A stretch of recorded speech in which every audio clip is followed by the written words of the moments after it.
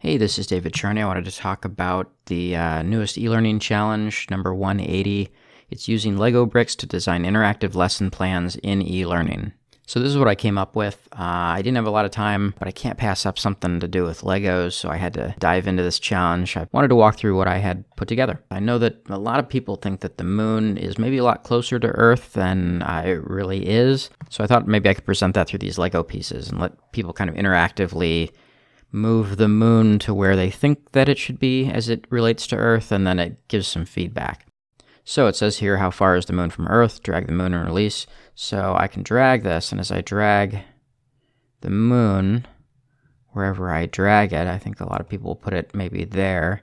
Not quite. Common guess, though.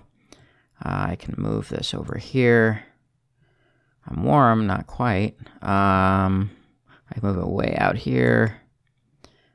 Not quite that far out, and then I can move it to here. Nice job, just around here. Far, huh? And it is far. It's quite the distance from the Earth. So I saw this thing, I think it might have actually been from Lego, that said it took about 40 billion blocks to go from the Earth to the moon. So I thought I could put a little simple calculation up here. There's a couple of things I want to update on this. One of the things that bothers me a bit is that same scroll issue that I've mentioned. This is a scroll bar here, and you can see it jump.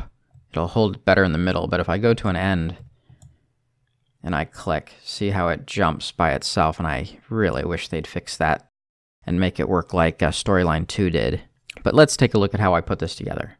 Okay, here we are in Storyline. So it's not very complicated. I've got a background here that I created. So there's the Earth, there's the moon. The moon is a little ping. I actually made it bigger than it is. It's transparent all the way around, so it'd be easier to click and drag, because I didn't want people trying to click that tiny little single piece and move it. They might miss, and it might not be a good learner experience. So that is on a scroll bar where I can never remember the names of any of these things.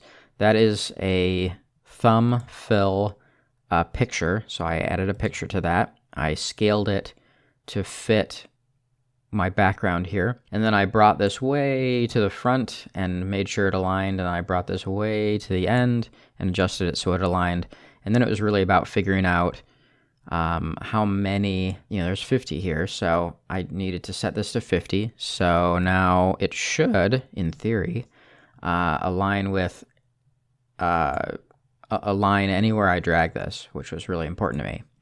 And it did, and that actually, I thought that might take a little bit of lining up, but it went very quickly. So then I created the astronaut guy, found an image of that, did a little bit of work on that, and created this little chat box here, put some text in it, and I've got instructions, and I've also got a response. I'd probably put them together if I did this again. I was playing around with things. When I'm rapidly developing, I sometimes end up with quite a lot of layers and a number of triggers that are kind of extra because I'm figuring things out. I'm trying to get things to work. Then it was pretty easy, actually, because this is a scroll bar.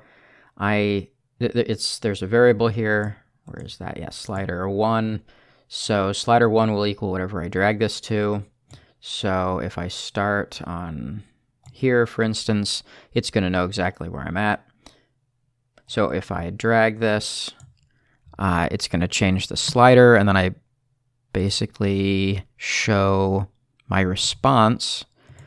You can see my triggers here. Adjust the variable response to equal, that's a text variable, to equal, not quite, common guess though, and I want that to change whenever the slider 1 variable changes. So it's going to set that whenever this changes, as long as the condition is met, which is that the slider 1 variable is between 5 and 20. And see, you can come down here between two values and say 5 and 20. And then I basically made just a number of these. Once it sets the response, then I show a little timer here, so that this is the only more complicated part of this. Originally, I didn't have this timer. It was just, I would set the response, and then I would show the response layer. But I noticed that on a tablet, when you touch, if I were to touch and drag I'm not on the right layer here. If I were to touch and drag this, this single Lego, and release on the PC, the release tells it to starts an action, which is to show the response. But on an Android or iOS device, it didn't work. It just wasn't firing. So you never saw the person come up, the response. And that wasn't going to work. So I created a little timer. If you see here, show layer timer whenever this moves.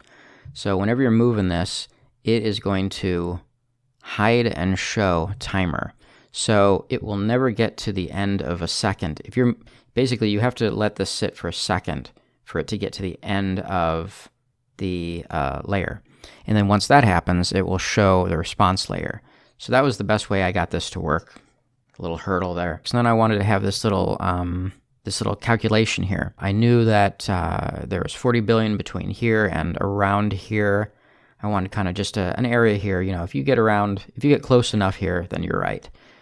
So 40 billion divided by how many items there are here, which is about 50. That gives me a number. So each one of these equals a certain multiplier. So I ended up with a number, and then I wanted to add commas to it. So I used the same little bit of JavaScript I used in one of my previous projects to run the variable through to add commas, and that was it.